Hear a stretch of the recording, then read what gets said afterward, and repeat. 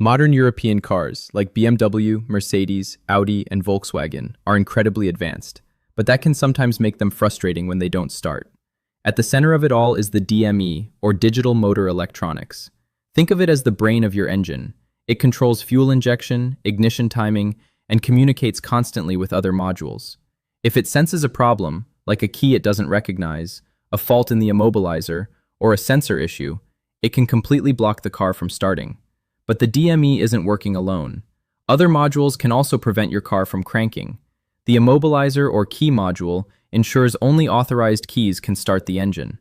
The body control module, or BCM, manages signals from the key and ignition switch, making sure the start request is valid. And the transmission control module won't allow the engine to crank if the car isn't in park or neutral.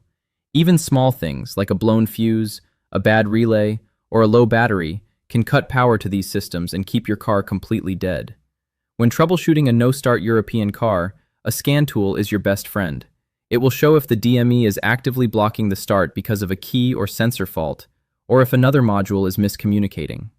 Once you identify the source, whether it's the key, immobilizer, BCM, or another module, you can fix it efficiently without wasting hours guessing. These cars are smart, sometimes too smart, but knowing where to look makes solving no-start issues much faster.